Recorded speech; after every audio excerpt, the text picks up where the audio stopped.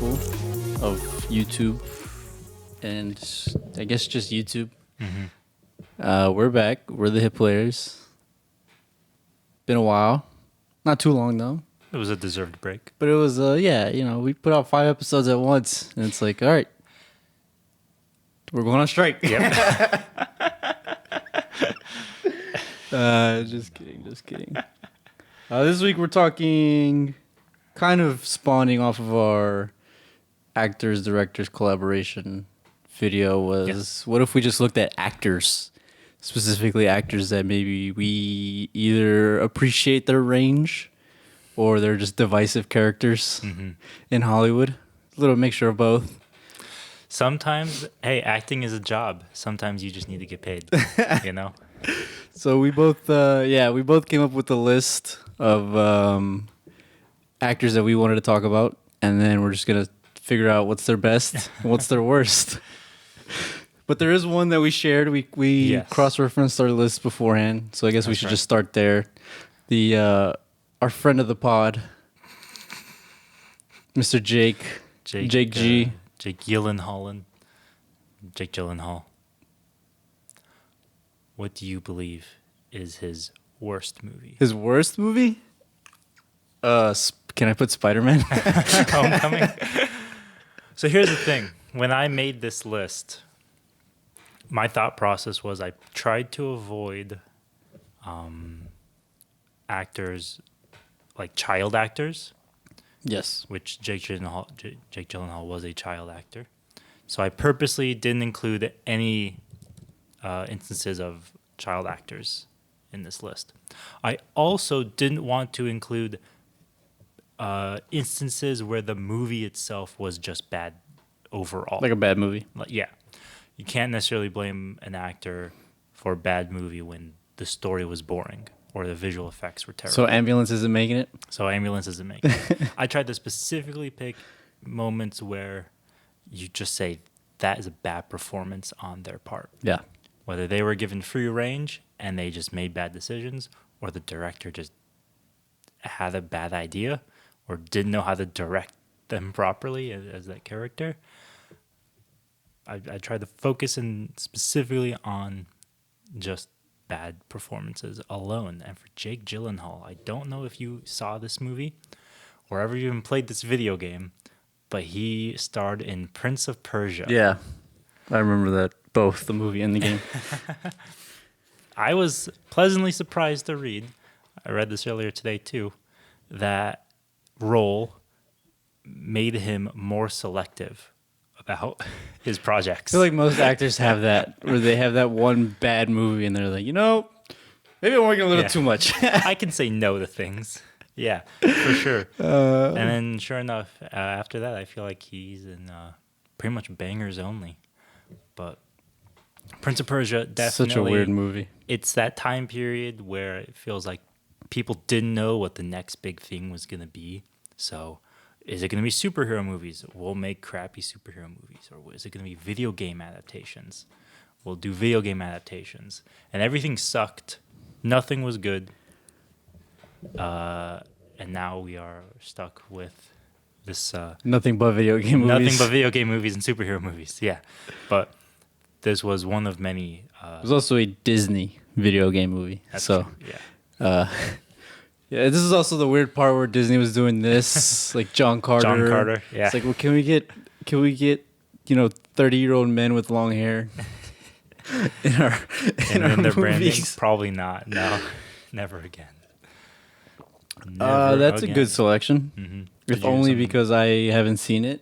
Oh yeah. I will. I mean, anytime a video game movie came out, I was Fair just enough. like, no, immediate no.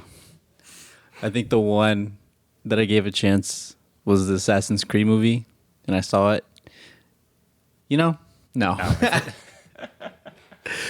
again. Understandable. Never again after Yeah. this. So, Somewhat good games, terrible movie. yeah. Yeah, I was not a fan. But after he made Prince of Persia, he started being more selective about what roles he took. He was in some pretty good movies after that. Now, Yeah. Jake Gyllenhaal's best performance is pretty tough to narrow down. He's been in a lot of good movies. Prisoners came to mind right away. Prisoners is good. Very, very good movie. Very good. I gave it to Nightcrawler. Mm. In my opinion, that character, Lou is his name. He's such a specific type of creepy that Jake Gyllenhaal just has the face Just knows what and it's about. attitude for. He just fits that character so well. He's such like a slimy dirtbag. I don't know how many other people who they could play that role well, but fit that role. Yeah. Like just you look at them and you're like, yeah, you could do that. Because I feel like that's the kind of thing that maybe Brad Pitt or Ryan Gosling could do, but they're just good actors. I don't think that they actually embody. It also helps that he's not, because Brad Pitt has been in our lives since like forever. Yeah. And he's in every blockbuster ever to ever be made.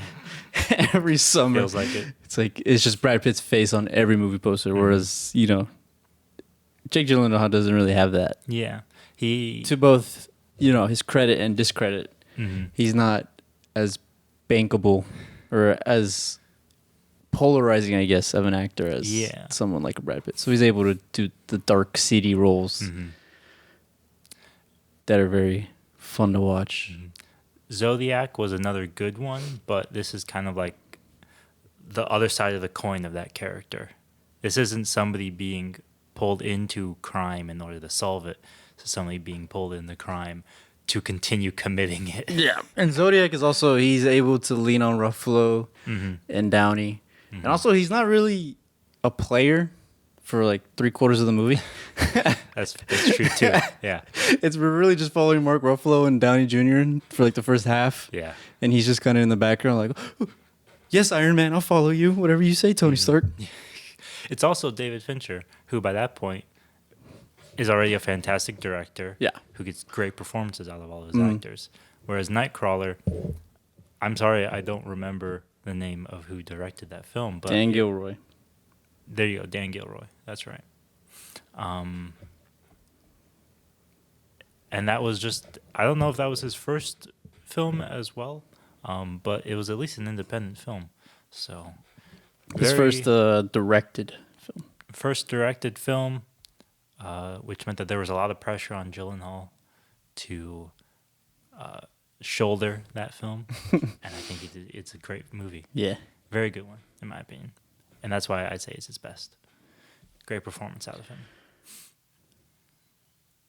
Mine is Ambulance. No, I'm just kidding. I really liked him in End to Watch. That was another one that I thought of too. He's just, I know we use the term relatable and like realistic when we're talking about movies, but him and Michael Pena just feel like guys. Yeah. Like they feel like dudes that, like they feel like cops you would go see at a dive bar on Saturday or like Wednesday nights. Just that's a good one. Chopping it up, talking to each other. I thought of including that in his best performances. I didn't because I think I didn't like the movie too much by the end of it. But yeah, they have amazing chemistry in that film. That's true. I still remember like entire lines of dialogues. The whole "If you cut me, I bleed." That monologue he gives at the beginning of the film.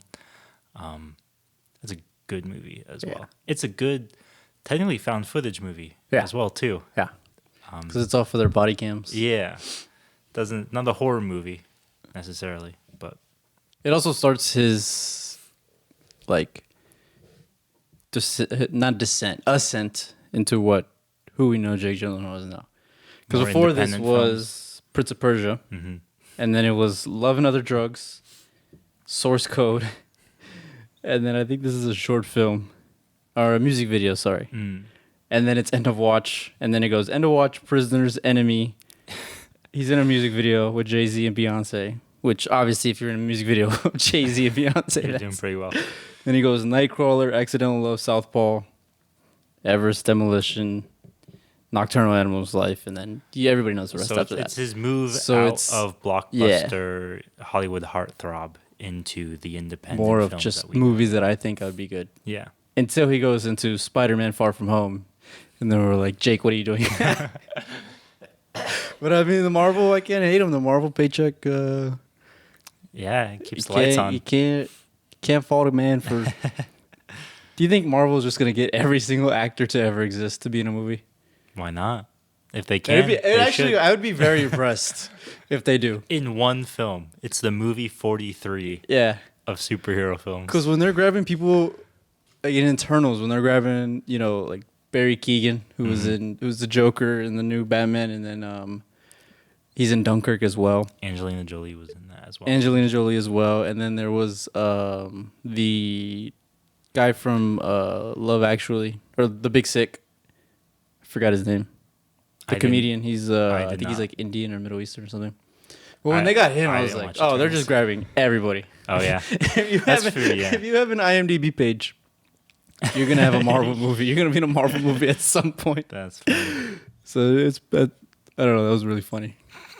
Eternals. Who saw the Eternals? All right, so we both have Jake Gyllenhaal. Let's do this. Let's do this. Director you most want to see him work with next. Can be a previous collaboration, but I will say that it has to be at least a decade since their last collaboration. I was gonna say Robert Eggers. I think he does weird enough movies that Gyllenhaal would totally be down for something like that. Something along the line of. Could you see him doing like a horror movie? Because Nightcrawler's like kind of a horror movie. Psychological thriller / horror blend. I think he could do something like that. I think he would have been good in a movie like Northman or... that'd be interesting. Yeah, something along those lines. Just a blonde Jake Gyllenhaal. Not just because he is Swedish. Running around shirtless. Yeah. But some kind of those weird art house horror movies or historical film, something like that along those lines. Yeah. Since Robert Eggers basically only does that, I think he'd be good in something. What about like a TV show? Could you see him in a TV show? I think he's too big for a TV show at this point. Yeah, again, I think the TV show would have to be something along the lines of like, a show like Taboo, which was a Tom limited Hardy series. Yeah, Or what about like an American Horror Story? American Horror Story, or something more like American True Crime Detectives, Stories, True Detectives, something like that, probably. But I also don't watch TV too much, so it's out of my wheelhouse. Yeah, that's fair. All right, so good old Jake. We appreciate you, Jake. You're one of our favorites. So when I was coming up with this list, I tried to think specifically. What I learned really quickly was that a lot of actors have been in a lot of good movies. As in, like, people are generally pretty consistent. And there's a good idea of who, if you see that they're cast in something, you're not scared. You're not worried about what's going to happen. I tried to aim for people who, when you see they're cast in something, you don't know how it's going to turn out. Adam Sandler, let's go, baby. Good or bad. Not just depending on the director of the project, but on they themselves. I'll tell you right now, Grown Ups is the best Adam Sandler movie. So one of the first names that come to mind for me was Jesse Eisenberg. That's a good one. Who has been in a lot of films, and they're just mid-tier enough that I'm like, again, some of them are bad movies. Yeah. And he's not the worst part of them. Some of them are Batman versus Superman, which, yes, is a bad film, but also he is one of the worst parts of it. His Lex Luthor, I don't know whose decision that was, and I'm not going to look it up because I don't care. Probably Zack Snyder's. Zack Snyder, who I don't think is a bad director, but he isn't an actor's director. Yeah. Just let him do his cool little zoom in, zoom out. Let him do his action scenes. Let him do his cool music. But just let him do his 4:3 aspect ratios. Yeah. Let him have fun. Let him do the slow-mo. But man, that Lex Luthor, I was really glad when I watched the Justice League, the Snyder cut, that Lex Luthor is in it for probably about 2 seconds. A 4-hour movie. Just he shows up at the end, has like one scene. That's it. He doesn't take away from all the other bad stuff in the film by that point. But yeah, Batman versus Superman. And I don't hate that movie either personally. I've defended it when it came out. Yeah. But I cannot defend. Shout out Nick Johnson if you watch this. Yeah, shout out. He gets me. To the day he dies, Knows, he will he knows what I'm defend talking that about. movie. He and me alone. I respect it. Then, of course, you have the flip side where you get social network Yeah. level, which we've talked about before, is just whatever Jesse Eisenberg's acting style is, just coalesced perfectly with. Well, it's socially character. inept, awkward Yeah. white guy. Yeah. Is really because I mean his two best roles are that and Zombieland. Yeah. I think we can. I think we could just say right It's now. also the type of role where who else does that? Michael Cera? Yeah. Like, that's it. And so, like, it's just the perfect, that's what he does best. And that was the best written version of that role. And we've talked about Social Network before, obviously with somebody like Aaron Sorkin. And again, David Fincher, great director to begin with. But Jesse Eisenberg, when both David Fincher and Aaron Sorkin think that you did it better than they imagined you could have, you did a good job. So that's just something, right? That's a duality where it's not even range. It's just it's how you pick your projects. It's what goes on during the production. It's what's there in the script. I wonder if don't there's know. also something to be said about, the headspace that these people are in. Because when you come That's into true. work, it's like, I am perform. Dropping 45 points tonight, 10 rebounds, 17 assists. Like, Yeah. I am doing that. I am, Steph Curry. So it's like, if these guys are kind of like, you know what? I just bought my house. Just bought a nice Ferrari. Don't really need to put in the hours anymore, Yeah, maybe.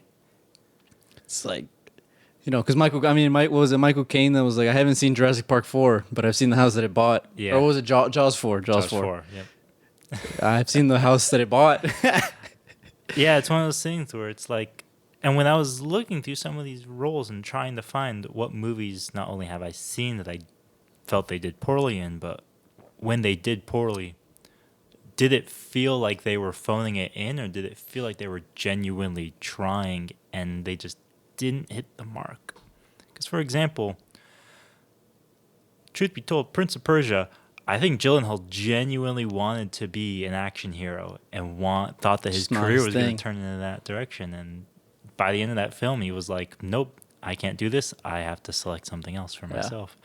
For Batman versus Superman, I feel like Jesse Eisenberg was trying. He wanted the paycheck. He didn't just want the paycheck, but he wanted to do an interesting and different take on Lex Luthor.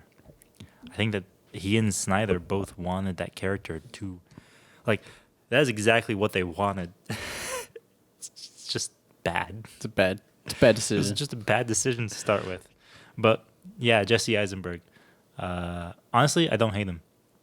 I think he's a good actor. Can I give a shout out to Now You See Me?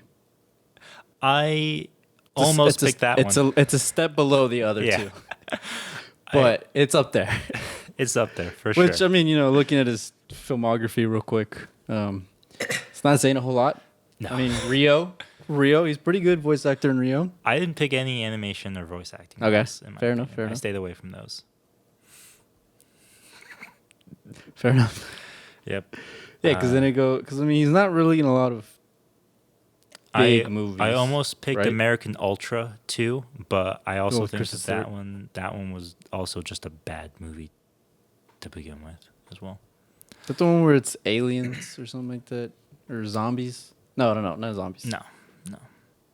But outside of that, Oh, he's the sleeper agent, right? yep. Yeah. That's right. All right, what do you got?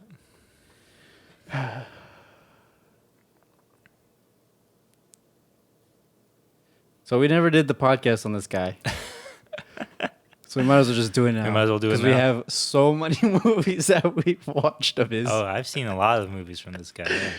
I think we both have seen probably about 10 of them before we tried to do the pod, and then we watched another like 6 that your dad told us to watch. To recommend, yeah. And it is one of the widest ranges I think of any actor, at least working now. Maybe of all time? No, not of all time. No. No, we have more to explore. Trust me. Brad Pitt.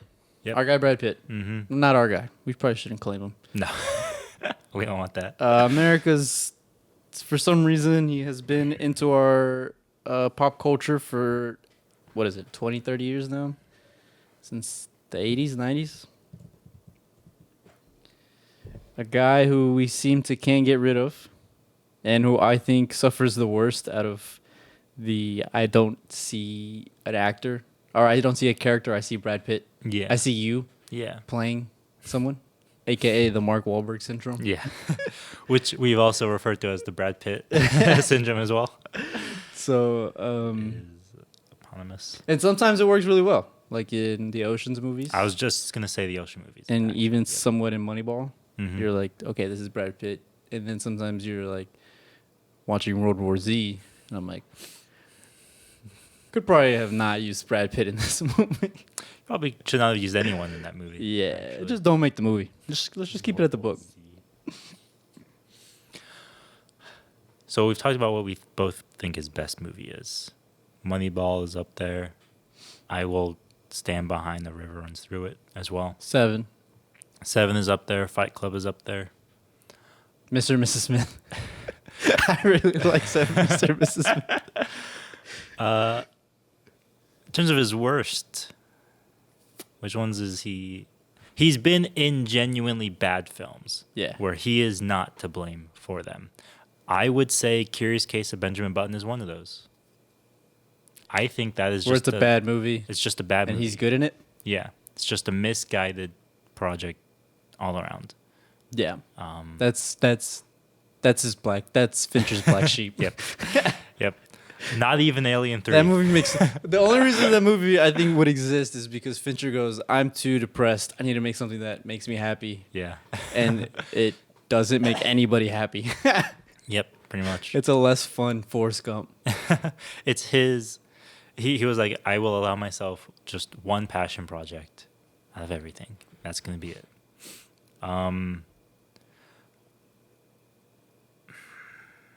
The Counselor. Counselor? Didn't see the whole thing. Saw clips of him. He's weird. So The Counselor. It's a remind Ridley me- Scott movie. That was also written by Cormac McCarthy. Correct. Yeah, that's correct. It's got Penelope Cruz, Carmen Diaz, Javier Bardem doing this weird like Slipknot thing with his hair. Michael Fassbender. Yeah, I didn't watch that.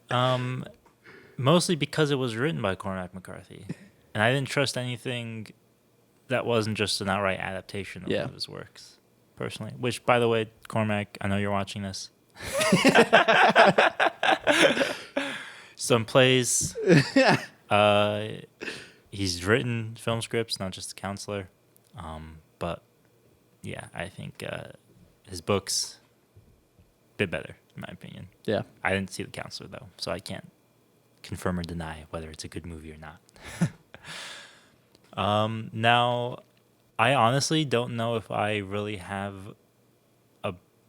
Definitive worst. definitive worst Yeah. for Brad Pitt. For sure. I mean, Burn After Reading is, again, one of those films where it might have been a little misguided, but he's, like, it's one of those things where it works for that film, but I don't know if it works for Brad Pitt.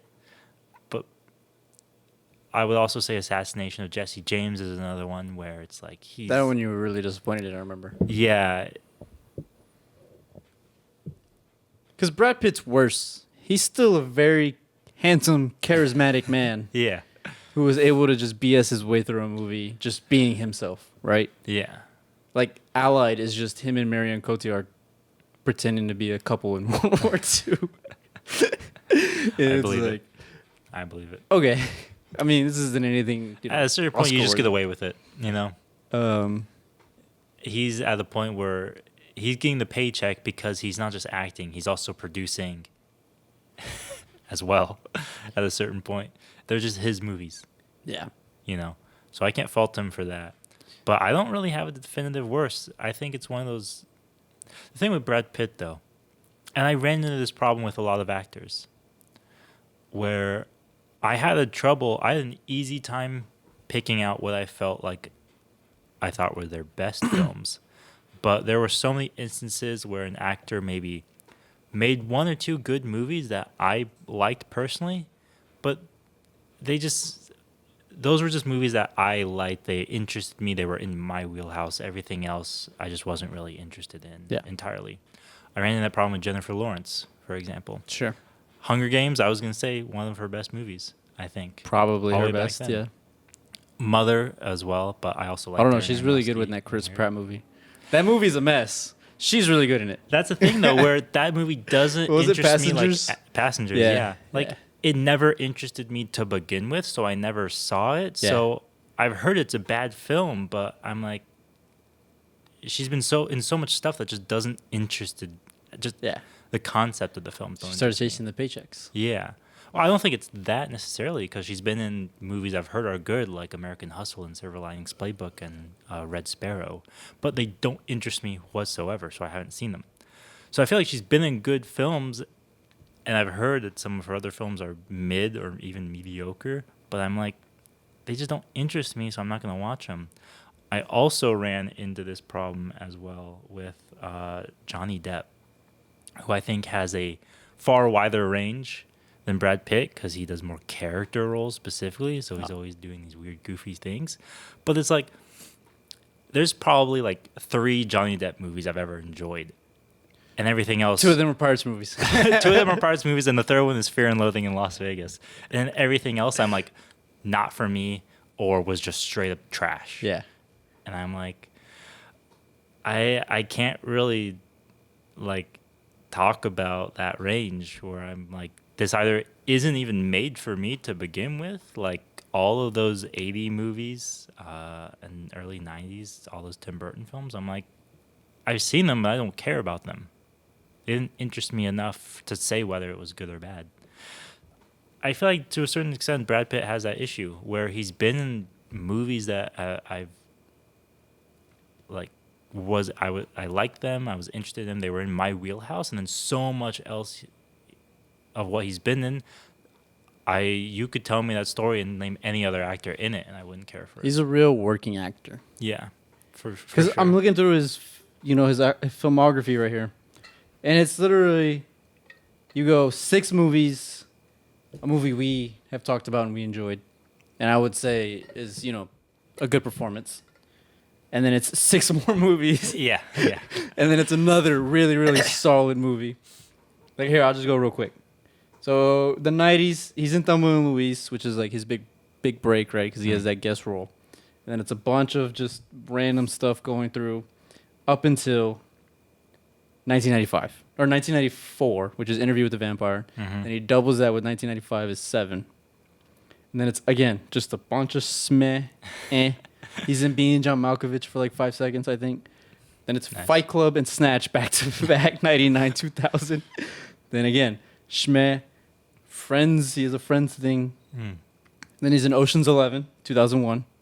Okay, so it goes 99, 2000, 2001. Then he's in a bunch of weird movies. He's in an animated movie. He's in a King of the Hill episode. To a certain extent, it's like I respect that from him, that he constantly finds work and stays working on stuff. Yeah. And it's like some people just have that different approach where it's like if you throw everything at the wall, something is going to stick eventually. Some people just go for bullseye every time, though. Yeah. But yeah, I don't really. If Brad Pitt has ever been in a movie that was bad, chances are I didn't see it because I either heard it was bad Or just or just I didn't care. Yeah. It was just him and Angelina Jolie being a couple, and I was like, yeah, I don't care about whoa. I don't care. I love that movie. that. If I had to pick one though, Interview with a Vampire was The worst or the best? from what I've seen from him, I would say Interview with a Vampire. Were you surprised at how good he actually is in Troy? Good, subjective, but Yeah, subjective. No, I didn't care for that whatsoever. it was actually really. The rest of the movie kind of sucked, but it was really funny. I don't know, it was kind of cool. It was like he just pulled up on Brad Pitt, and Brad Pitt's like, "Leave me alone," and then just starts doing like jumping jacks. I'm like, "What are we watching? What is this?" Yeah, not my movie. Actually, speaking of Troy, I got another one for you. This is a movie that I've actually praised before on here, but too. But the actor, Joaquin Phoenix. If I see his name is in something, I go, is this gonna be a Joaquin Phoenix movie, or is this gonna be a Joaquin Phoenix movie? Because he was in a dark spot for a couple years. I'll start with the bad, because it's Gladiator. Interesting. He was which, by the way, I love that film. Probably one of my favorite Ridley Scott movies. But this was pointed out to me by my dad. Shout out, Dad, I know you're watching this, but however he plays that character, it gets more stiff every time I watch it. Yeah. Sometimes when you watch a film that you just love personally, you find more nuance in it. I find less nuance in his performance every single time. Where I'm like, this is just cardboard. That's how I am with Maggie Gyllenhaal on The Dark Knight. Yeah. We're like, we could have. Where's Katie? Bring back Katie. Can we do like a George Lucas special edition? I mean, I think everyone else in that film is good enough. Russell Crowe, it's not his best movie, but by all means, he plays that role well enough. Mm-hmm. But Joaquin Phoenix is just a piece of wood. He's just drywall. Nothing else to him in that film. And then on the flip side, you have stuff like The Master. Yeah. Where there are scenes where it feels like the dude is just going through like therapy on camera. Well, there will be a oneer just on his face. Yeah. Reacting to everything going around. And I'm like, that is an incredible performance. But whether it's just how he picks his roles or whatever is just going on, I think that's just behind the scene, who digging he into that weirdness. Yeah. Because, I mean, Joaquin's not, he's not the most vanilla guy working in Hollywood. Not that that's like, I'm not trying to insult anybody, but, it's by all means, you watch an interview of him. You watch an interview of him, you're like, oh, this guy's funny. This guy's an interesting fella. I also think Walk the Line is another good one. I was gonna say, how do you feel about biopics? In terms of giving good performances, I don't really judge them based off against the real people when I watch biopics. I don't think, is this similar to the real person? I just think about the film itself. I think Walk the Line is also one of his best, in my opinion, too. I also threw Joker up there, but I figured you would have more to say about that than I would, whether you agree. No. All right, then. We'll move on. I hate that movie. It's not his worst. I'll give you that. Well, that's the thing, though, is that it's like, it's one of those instances just where... a movie as well. I have problems with the movie as a whole. I might even say it's the reverse, where it's a good movie with a somewhat mediocre performance in it. I'll say this. He won the Oscar because it was a lackluster year at the Academy Awards that year. Fair enough. But I'll say this. That's all I'm going to say about Joker. Him and the Joker. But anyway, Joaquin Phoenix, that was someone else who came to mind for me, where sometimes you're just like, I don't know what I'm going to get this time. He's been around for a long time. Mm-hmm, for sure. All right. What else you got? Was there anybody who surprised you when you either thought of them or when you were like, oh, wait, this person's been in like a lot of good movies that this one bad one sticks out? Or they've been in a lot of bad movies where this good one sticks out?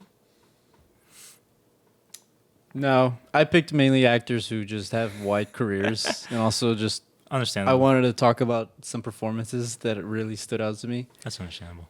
To me, we'll talk about this guy. Mm-hmm. He is the career that I am probably the most surprised by looking back, and also a little bit the most envious. because he's worked with people beyond just Hollywood. Mm. That's Jamie Foxx. Yeah. I mean, when you are in 2 Kanye songs, and you are also working with Oscar-nominated directors and are a Oscar-nominated actor yourself, that's that's a cool career to have. I remember reading recently that for the movie Ray, he plays Ray Charles. For those of you who couldn't guess by the name or haven't heard of it before, he like they were either gonna have like fake piano playing, or they were gonna have like a double who actually like would play the pieces, and they would just like CGI his face or something Yeah. like that. And he was like, "Guys, I'm a musician. I can play the piano. I'm classically trained. Like I can do this." And I'm like, that's a guy where like I don't think he's unassuming, but like there's so much more hidden depth to him as a person and his Yeah. talents that he's almost underutilized to that degree. I think it's a lot too because he's in a lot of commercials and Yeah. just talk shows where he's being a goofy, funny guy. Again, People he's- are like, "There's no way this guy's actually." I hate to say that, but it's the whole like, funny, handsome people have to be dumb or disfigured, Yeah. and it's like I feel like that subconscious effect or the way we view Jamie Foxx is kind of that way, where it's like, oh, he's in a commercials, he's every time the Super Bowl cuts out, it's Jamie Foxx promoting some gambling app. Yeah. It's like, there's no way this guy's actually good at what he does. But it's also because he's a bit of a working, again, like Brad Yeah. Pitt, where he's just he's in so much stuff that you almost don't think that there's a lot of extra talent there behind it. When he does something like Django Unchained, where you're like, this guy is just a serious actor, and then there's some other stuff he does where you're just like, this guy's just here. Because He's he's just also cardboard had in the background. his most defining performances are also kind of a micro. You'll get there. So whatever the word is, I don't know. Microcosm. Yeah, there you go. Microcosm of just him as a person, I would say. I don't know. I'm not trying to, armchair Yeah. psychology here. But like his first big role, quotation marks around big role. Any Given Sunday, he's this brash young man who's just like, I'm here, this is me, this is who I am, and he Yeah. portrays that in the movie. And then you go to something like Animal Kingdom or Collateral, where he's a working actor now. He's starting to become more and more ingrained. And then you go to Django, and it's like, we know Jamie Foxx, and this is Jamie Foxx going another degree, Yeah. another level prior to another level beyond what we've already seen. The past 15, 20 years of his career. So to me, I mean, when I was looking back at it, I was just like, this dude has. What do you think is his worst movie, though? White House Down. Yeah, that movie's weird. White House Down? I haven't seen that, honestly. The movie's really weird. It's it was one of those Deep Impact Armageddon type things where there was the Gerard Butler version and then the White House Down. Olympus Has Fallen, wasn't it? Jamie Foxx and who was it? Channing Tatum. It was I don't know. He's in it. It's a movie. Just a paycheck It's not movie my for least him. you favorite. think? I mean, it's not Understandable. my least favorite movie, but it's a movie. But his best. Or Stealth. Remember Stealth? No, I don't. It's the one where the AI airplane takes over the world and like starts killing the pilots. The movie's weird. His best.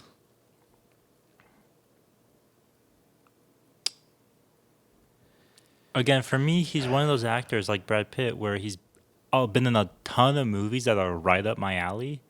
Like all the Michael Mann movies, Collateral, Miami Vice. He was in The Kingdom, which is a Peter Berg movie as well.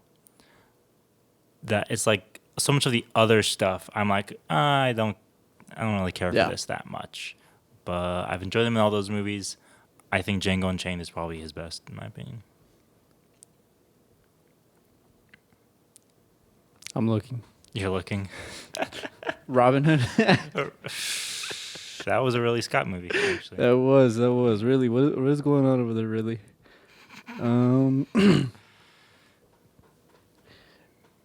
A Million Ways to Die Yeah, it in the might be West. Django. It might be Django. I don't know. He's really funny. He's really good in Any Given Sunday too. Horrible Bosses too. Horrible Bosses 1. Is he in that one? No idea. I didn't see it. Not going to. That's for I'm gonna sure. say Any Given Sunday, just Okay. for the sake of, I guess, discussion. But also, I mean, he's pretty good in Django. Yeah, for sure. That's I probably love my his favorite. stories about Quentin Tarantino. Yeah, for sure. The one on Howard Stern. Far is probably more my favorite. interesting production Just behind all of those. very good at impersonating people too. Yeah, that's true. He's a multi-talented man. Respect Yeah, Jamie Foxx. he's had a good career. I'm glad. I hope we see more good Jamie Foxx. You know who else has had a good career? This is my segue. Nicolas Cage. Interesting. I'll tell you right now. The 2 seconds he's in Fast Times at Ridgemont High. Go to your acting. So, honestly speaking, this is one of those instances where it was a sea of bad and one good standout What's the one good standout? adaptation. As the Charlie Kaufman movie, directed by, I believe, Spike Jonze. See, because I was gonna go G-Force. I almost said Con Air. But he actually plays not Ghost Rider. No, that I picked for the worst. Yeah, that movie's But bad. adaptation, he plays two characters. Actually, he plays brothers in that movie. I always like when they do that. If you've never seen the movie Adaptation, it is a movie. The movie is written by Charlie Kaufman, but the plot of the film is Charlie Kaufman trying to write an adaptation of a book. And not only does he try to write the adaptation of the book, but the author of the book is also a character, and it explores her writing the book, researching it, and getting it adapted as well. So it is a really weird movie. It's Charlie Kaufman. It's exactly what you would think when you hear of him. But Nicolas Cage, Meryl Streep as well is in it too. Yeah. They are all very good in that film. And I think Nicolas Cage has just that weird neurotic energy to him that just fits that I was kind gonna of say. character. There's a switch, right? Because he's in a Michael Bay movie. He's opposite John Travolta in Face Off, and then it just like goes immediate right. Where he, Well, the thing with Nicolas Cage is he's a working actor again, right? Like Jamie Right. Foxx, like Brad Pitt. But it feels like his approach to his career has been to just do the most extreme version of everything. Whereas it feels like with Jamie Foxx, you kind of get somebody like he does a lot of action movies for a while, and then he kind of switches up to another genre for a while. Same with Brad Pitt too. You got all the romantic comedies, then you got all the weird art house, etc. Nicolas Cage, it's like he does just flip flop back and forth between projects where it makes sense that now we look back on him as kind of just like a meme, where it's like, he seems like a guy who just likes to have fun. yeah, he likes to just have fun, but honestly, because of that, he hasn't. Do you think it's just squandered potential? No, I don't think so. Because I do respect the fact that he seems to try in everything that he's in. Like he is, Yeah. he's not phoning it in Yeah. necessarily. Because even something weird, such as Sorcerer's Apprentice, Yeah, You're or like, he's throwing 105 right Yeah. now. What? My Seriously. guy, you're down 20. What are you doing? he approaches every movie like that. Yeah. And I respect it, and I don't think that he's a bad actor because of it.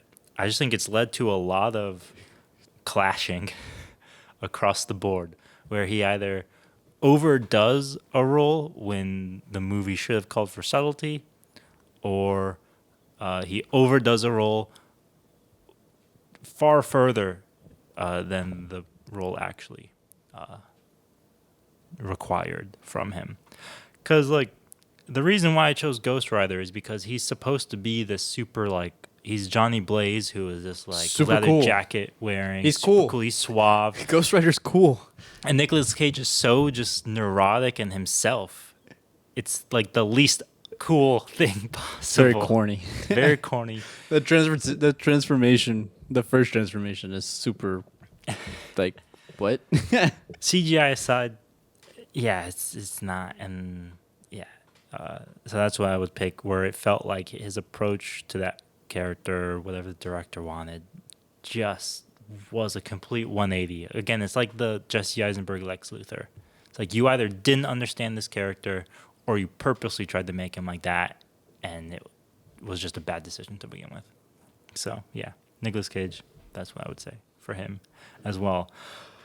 I learned that a lot of actors have their worst performances in superhero films. Yeah. Yeah. Why do you think that is?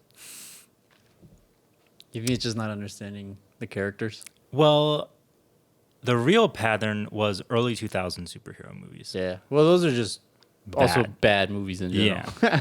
But there everything were- before Spider-Man 2 is just garbage, except for the first Spider-Man. Because, for example, one of the actors I have chosen was Hugh Jackman. Mm-hmm.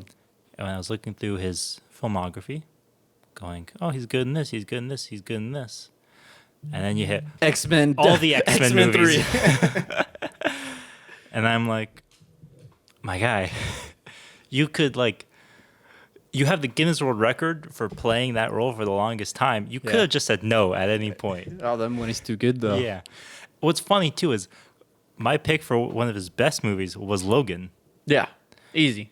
which is like he's played that role of Wolverine for so long that he just has an understanding and connection to that character. That he's able to become intimate. Yeah, but because he's played him for so long, he's been in so many bad versions of that character. And I'm like, this is not the same. Like, again, it's a good director, James Mangold, fantastic, but I don't know, man. I think that's what enhances that movie too, is because That's we've true. seen Is all you're these like- bad movies or like bad like this is how movies. you do it. I'll Right. say bad movies, not bad iterations of the character. And then when we finally get a good one, we're like, thank you. Yeah. Hugh gets his send off. He gets to finally show what he's capable of. Yeah, I will say I also threw Greatest Showman in there Mhm. in terms of bad performances from No him. Prisoners. Not Prisoners. Well, I said bad performances. He was in Prisoners. That's a good movie. Oh, you're saying Showman is the bad. Showman is a bad one. Oh, Yep. okay. Les Miserables. Okay. Emily, I know you're not watching this. You love that movie, but yeah, that's a no from me, dog. That's a no from me. But he won an Oscar. Don't care. Don't care. You can't. You excited to see him back in Deadpool? No, not at all. Not at all. Not at all. All right. So that's just about my list. There's a handful of other people where I had a hard time kind of coming up with what I felt like their worst. Wait a movie minute. was. We didn't talk about Hugh Jackman in The Prestige. Yeah, did I include that? I think I did. I said Is for it his number best, 2? I listed The Fountain, another Darren Aronofsky movie, but I like him. I said The Prestige and Logan as well. But since my segue was superhero related, I focused on the superhero. Kind of feel bad for him too, though, because the level of depth we could go with superhero comics and movies, characters, and also movies. Tripping over my own words. We hadn't really understood that we could do that because movies like Iron Man and The Dark Knight, Yeah. and I would even throw like Captain America: The Winter Soldier in there. Hadn't existed, where you are allowed to just torment your characters psychologically, Yeah. and have them work through it. That's true, yeah. So we had it, because all the X-Men movies are before 2008, except for the last one. I think the last one's in 2009. And then he has the Wolverine movies, which are their own mess in of themselves. So I feel kind of bad for the guy. Yeah, But he went out on a high note. He went out in That's Jordan, Yeah. Jordan winning his final title. If only we could do that for every superhero, and we could just end them. Now, dude, they're back. James Gunn brought him back. That's true, yeah. James Gunn brought them back. The MCU is saved. God dang it. I did not pick Chris Pratt at all. That was one of those instances where I'm like, I just don't like this guy. Well, he plays the same character in every movie. Since Parks and Rec. The issue with that, though, with the exception of Moneyball, but that's Yeah. just because he's in it for 5 minutes. yeah, there are That's probably examples still his though, best performance. because I think honestly, Chris Pratt somewhat has the Timothy Chalamet effect, where it's like you just play one character. Yeah. There are just certain movies where that character is just well written, and you just embody it really well. Then there are a lot of times where it's just annoying, and it's like, yeah, if I didn't like this character, I probably wouldn't like you in real life either. Yeah. I feel like I get that with Chris Like Pratt. Just Timothy Chalamet in Lady Bird, A quality. Mm-hmm. Timothy Chalamet in Dune, like a C plus. Still not letting that one go. That's funny. I almost picked Saoirse Ronan as well, but again, I couldn't really think of a bad one. Yeah, she's really quality. Mm-hmm. She's quality over quantity. Yeah, for sure, and I respect that a Yeah. lot. But that's about my list. I mean, I had Tom Cruise on my list. Top Gun. I knew you were gonna say Maverick. that. Top Gun Maverick. He has that same issue for me with Brad Pitt and Jamie Foxx. Just too much. There's too much, and a lot of his most popular films come from an era that I have no interest or nostalgia in whatsoever. Yeah. And so I think I can definitely name his best. I think Magnolia, A Few Good Men. We'll say Top Gun. Why not? For your sake. Oblivion. I would throw Minority Report in there as well. But in terms of his worst film that I have seen that did interest me and I watched and was disappointed in, Valkyrie. I was going to say, Yeah. sounded like you were going Valkyrie. Yep. He's very, He's Tom Cruise. yeah. Yep. Yeah, I think he It's- suffers the most in that movie. Pretty much. Because it's yeah. like, well, the problem that bothers me, is everybody's in these European accents, which is a whole other problem in and of itself. Yeah. I personally don't. It doesn't bother me much. Hey, he speaks some German at the beginning of the film. It doesn't bother me that much. But, and then it's like Tom Cruise walking in, we have to kill Hitler. It's like, my guy, sucks you're too the reason because- people make fun of Americans. That character, the Desert Fox. What's his name in real life? Rommel. He is not playing Rommel. He's not playing. He does Rommel? not play Rommel. Who does he play then? He plays Colonel Klaus von Stauffenberg. Okay, Rommel was, I think, involved in the plot though at some point. Negative. In real life, was he not? No. I could have sworn he was. No. Am I getting I my think history Rommel wrong? died. Before that? Way before that happened. That's true. It does. Maybe I'm confused because he. They're in He Africa. is in Africa. Yes, correct. Okay. Yeah. I don't know. They open in why- Africa. Yeah. Yeah. I think that was partially why I was super drawn to the movie to begin with, because I was like, that never gets talked We never get about. to see Africa. Ever. That part of World War II is like completely cut out of every American history book. Yeah. Partially because we didn't fight there. Yeah. And I'm like, It's literally the best part. why would you just, Yeah. I mean, it's an interesting part of history, but Inglourious Basterds did it better anyway. So, in terms of kill Hitler plots, that is. But yeah, that would be my pick for the worst Tom Cruise movie I've seen. Not even as worse as Eyes Wide Shut. That's weird because he has capabilities to be a good actor. Yeah. Like you mentioned Magnolia, which I had problems with that movie, but he was one of, if not the only Good actor in that film. that I liked. Yep. For sure. A Few Good Men, Mhm. even something like the first Mission Impossible when Yeah. he's still young and Mhm. he's not, we're not franchise fatigued quite yet. Yeah. It's not just every movie's a vehicle for him. Collateral. It's pretty Yep. good in Collateral, opposite Jamie Foxx, Mhm. I would say. But then you do something like Night and Day, and you're like, I forgot about that one. my guy. Or The Edge of Tomorrow, where it's literally just Tom Cruise in a robot suit. Yeah. It's just like, Tom Cruise, you're in a Gundam suit. Go kill the aliens. Here's one that really drives me crazy. Go ahead. American Made. American Made. The one where he is he's the cartel's he works for the cartel, the Pablo Escobar, and then he gets caught and has to work for the CIA. And it's based off a real story, Barry Seal. Oh. That one, I was like, first off, he looks nothing like Barry Seal. Barry Seal was like 6'5", 260. Tom Cruise is 5'7", 185. Yeah, that's true. Yeah, no fat suit for him. That's not in his contract. Second of all, there could have been so much potential with that movie. It's not that it's a bad movie, but I just feel like it was blocked because Tom Cruise was like Too many stipulations in his contract. something like that. For sure. So For sure. he Yeah. hit the Brad Pittism. But that's But just it's how weird they because wanna he's go about willing the to careers. go. Because you watch Tropic Thunder, Yeah. you're like, why can't he just do this for every movie he's in? Beyond this, why does he have to play himself? It would be so over if Tom Cruise just embraced the weird roles that he got offered. He would win every Academy. He would Award win every ever. award.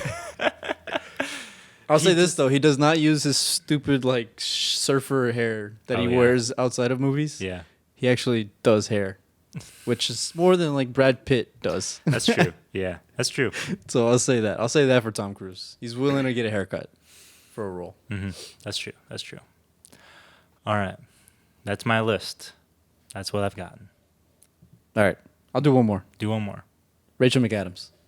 I came across her. Yeah, I watched Mean Girls the other day, Okay. and I was like, I like to do that thing where I watch an old like '90s, 2000s movie, and I'm like, let's see what has her career been after this. So I did this for all the Mean Girls. Obviously, Lindsay Lohan, Amanda Seyfried, and McAdams we all knew about, but I was going through the other girls and like all the other side characters. Tina Fey. Tina Fey, Lizzie Kaplan is in it as well. But McAdams was the most interesting because she is this heartthrob for teenage boys up until like the mid 2000s. And then she becomes quasi serious. Let's see here. And then now she's like everywhere. Like she's in Marvel movies. Yeah. She was in Game Night. She was in a really like I remember in 2000 she was in a lot of those like movies that you would rent from Redbox. You know, Sherlock. Like, you wouldn't go see it in the theater like Red Yeah. Eye, like something like Red Eye, right? Where you don't want to go see it in theaters, but if it was out for $1.50 a night, you're like, yeah, I got nothing else to do this Friday That's night. funny. What so, do you think? Then? so now, I mean, she's in Spotlight, Mm-hmm. which you just mentioned. Then she does the 2 Doctor Strange movies, Mm-hmm. Game Night, One of your favorites as well, Southpaw. Southpaw. She's in Southpaw. She's in Sherlock Holmes. So she's becoming more and more Mm-hmm. less of a. I mean, she's still gorgeous. Don't get me wrong, but she's less of a, heartthrob and more of a. You know what it looks like? It looks Serious like actor. looks like Aloha was the final straw. Yeah, she's like, you know what? Get me out of this. I'll do anything you want me to do. Don't put me in a movie like this ever again. Yeah, I mean, look. That's funny. What is this? Let's see. Wedding Crashers. She's pretty good in Wedding Crashers. I'll give her that. All right, so from Mean Girls, she goes Notebook, Red Eye, Wedding Crashers, Time Traveler. The Time Lucky Traveler's Ones, Wife? bunch of other weird movies. The Time Traveler's Wife. She's in Sherlock Holmes.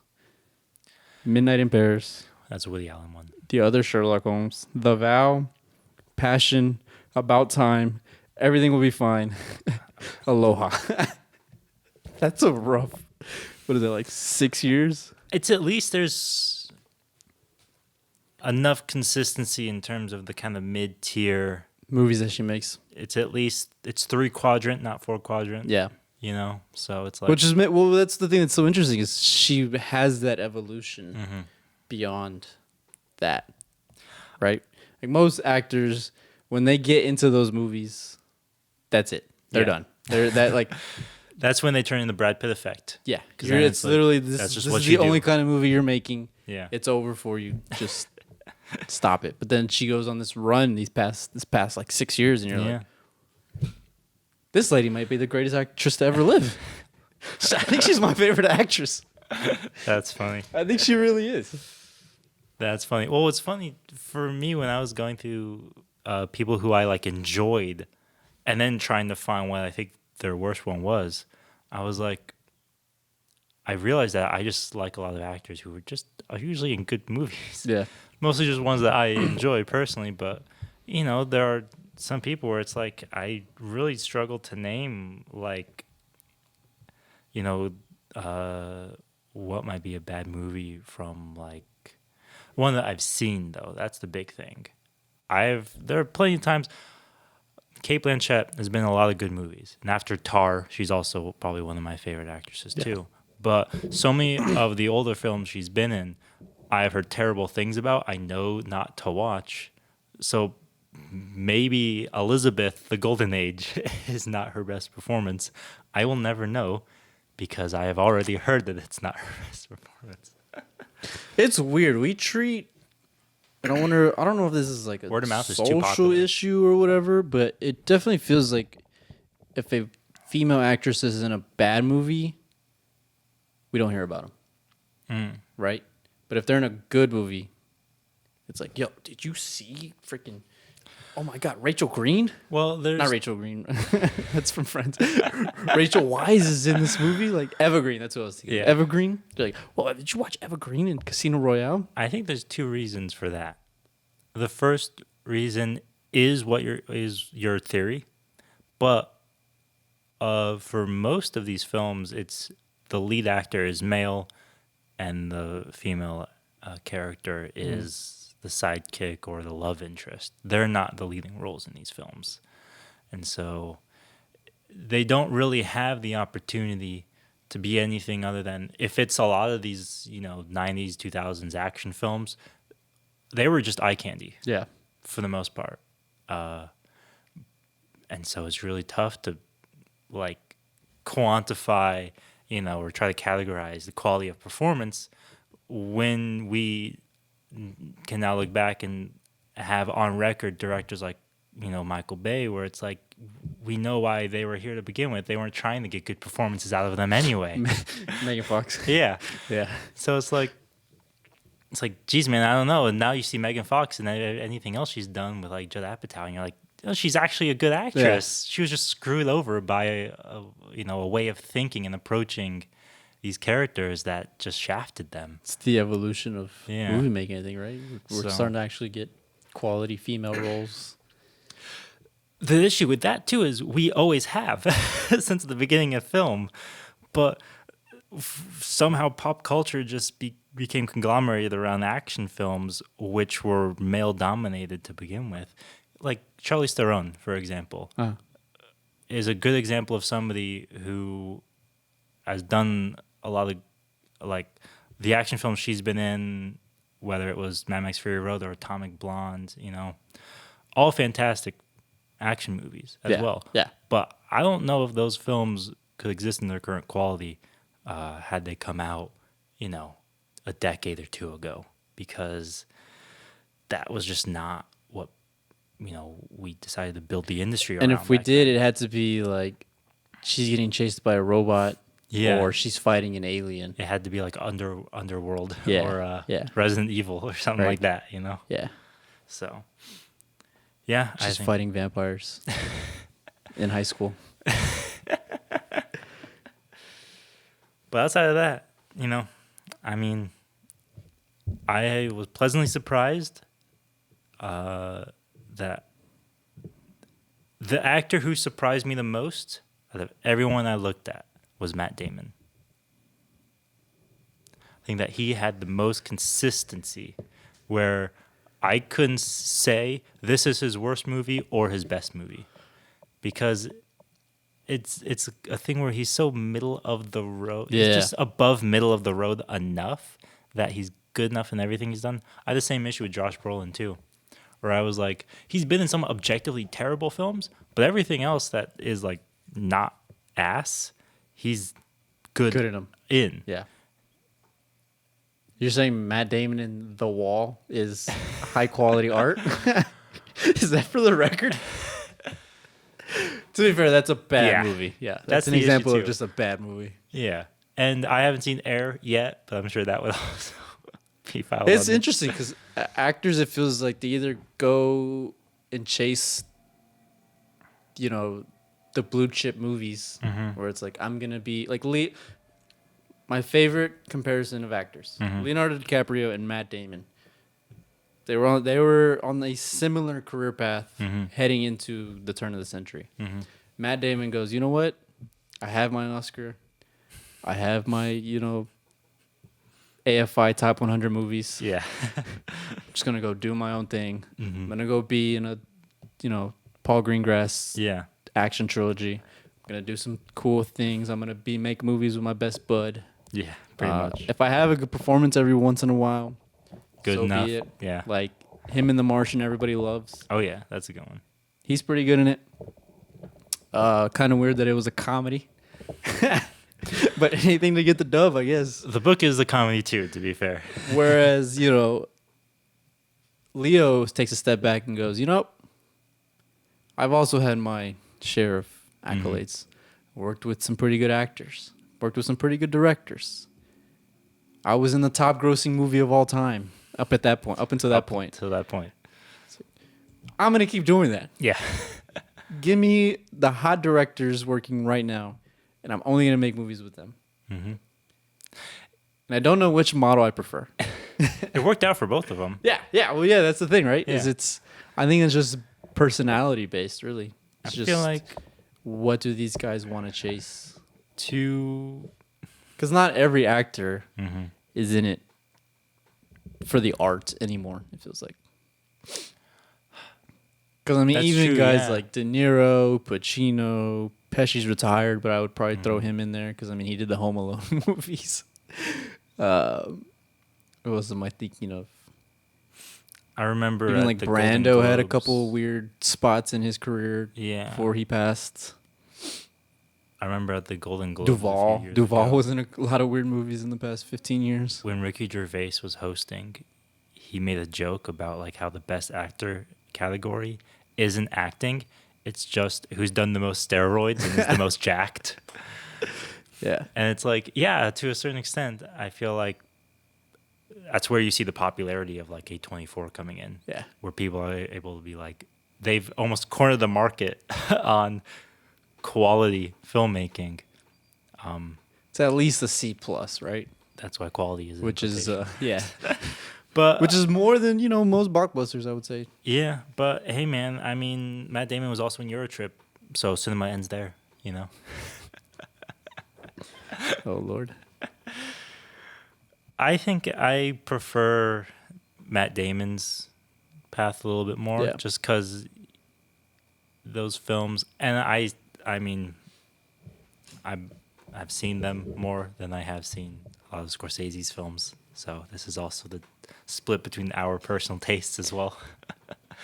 But I don't know. I feel like I appreciate actors who,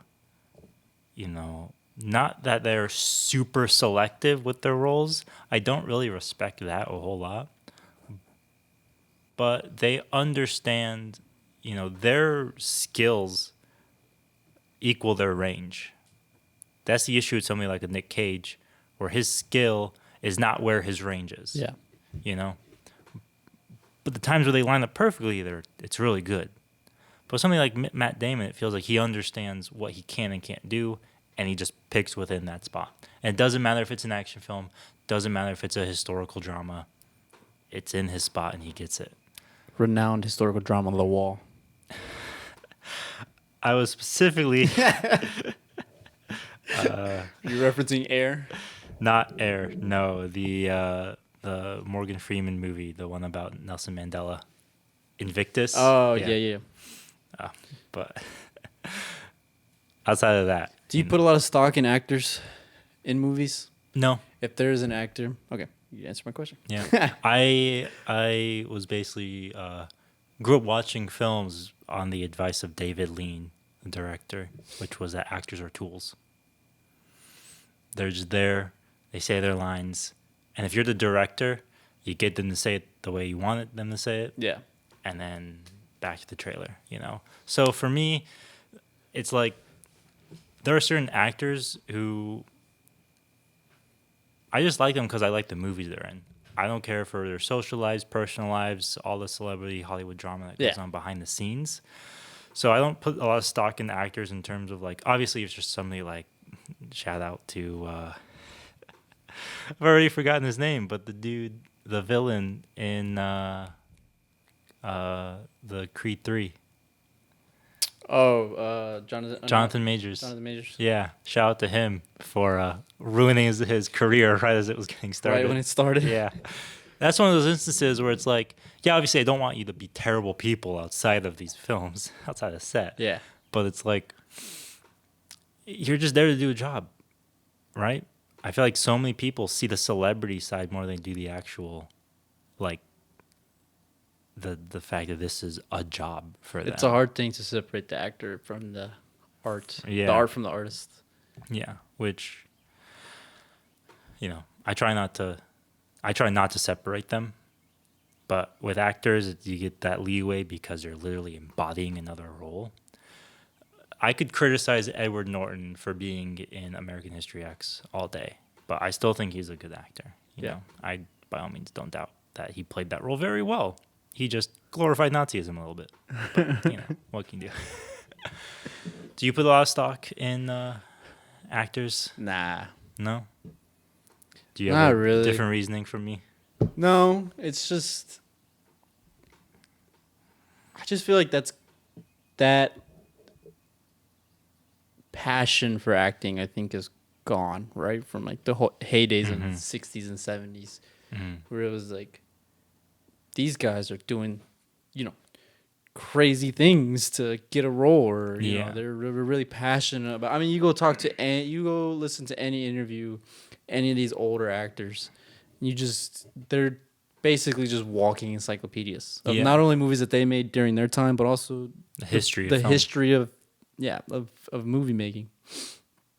No, that's true. And we get that every once in a while, like I don't know, like Edward Norton, I think on the Joe Rogan podcast was talking movies with Joe Rogan, like certain roles and stuff like that. Tom Cruise. Tom Cruise is another. He's a really big fan of movies. But I just feel like people don't do that anymore. And I also think a lot of it is because it's now easier for like nepotism to invade the SAG. Well, I think it is too, is that a lot of people just see acting as a road to celebrity. Yeah. As opposed to, not that celebrity hasn't always existed or that tabloids or what have you haven't always been a thing, but feels like there's this weird blurring of the lines between actors just being people who are doing a job and actors having to now be like influencers across the board. And I think that along with the fact that the Hollywood model has just turned into this snake eating itself of who makes money, cast those people. You'll see the exact same people in everything from now on. Congrats. Yeah. It's like there are character actors other than, Johnny Depp, but whenever we need a weird guy in this role, we cast just him. It's like, move on. But I also think that model is dead too. Yeah, no, absolutely. Because I mean, remember we were talking about Passengers. Pratt and Jennifer Lawrence were both paid $20 million to be in that movie. I think Lawrence was paid a little bit more. And that movie was garbage. Yeah. It flopped. So the idea of let's get two A casters and put them in a movie, unless it's, your Marvels, your Star Warses, your DCs, whatever. Just unless it feels like movies are going more towards the premise versus the like, oh, we have this big ensemble cast. I think that's right. I think the issue is that because studios, specifically anyone in the superhero game, every film has to be $1 billion making blockbuster. Yeah. You can't take a risk on actors or, you can't do that for a film like that. Just from, if you're producing that film, you want assurance that the actors are going to bring people in. You want popular people. You want people everyone knows. That's understandable. The issue is when it feels like it's bleeding into, other, like the fact that we can just now list that oh, this is a weird indie movie. Who's the main actor? Is it Robert? Is it like Robert Pattinson, or is it going to be Daniel Radcliffe at this point? It's like it feels like we're down to those two guys, or is it Paul William Dano. Dafoe or Paul Dano? It's like, boom, right there. You have your three guys in indie films, and like who else? And it's like, who's the female character going to be? Is it going to be Toni Collette, or is it going to be Anya They Taylor-Joy? bring a group of people who are like, whoa, Emil Hirsch is in a movie. Yeah. Okay, we shouldn't like movies just because. Yeah, we don't. We can take like indie shouldn't be going down that same path. Yeah. At this point, like, come on, guys, we can spread out a little bit. Hire TV actors, hire theater Well, actors. that's why I like TV so much, is because That's true. like, Yeah. TV makes stars. Yeah, I mean, that's nobody true. knew anybody on Game of Thrones, and now all these people are in every single. I mean, one of them's married to a freaking Jonas brother. Yeah. So it's like You said same with that Succession would not too. happen without Game of Thrones. How many people could name a Jeremy Strong movie before Yeah. Succession? Mm-hmm. The Big Short. Sorry. Bet you they thought it. I was gonna say I was about to name, or like that. Did they actually think that was Macaulay Culkin in it? Yeah, and that's not true. his brother. Not his brother.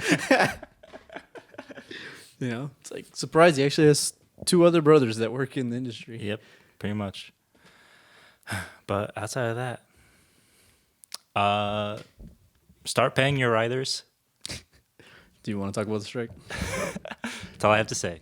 Pay your writers, people. You don't need a $20 billion Please, Isaac wants to go back to work. greenlighting stuff. I Yeah. implore you. Isaac is tired of being at home every day. The strike doesn't just affect writers, it affects everything in production. So start Yeah. paying people. They deserve it. It's also it's not even just pay them more. It's just pay them what they're owed. Yeah. That's really Pay them what what it they're is. owed. That's really what it is. It's just streaming. Yeah. I mean, there's other small things Residuals like across the board they for want more everything. writers in the rooms Mhm. and stuff like that. That's all fine and dandy. But like, if your movie is premiering on Hulu and also on FX, and you're also selling those rights to ABC Family, They get residuals. they need residuals Yeah. from all of that.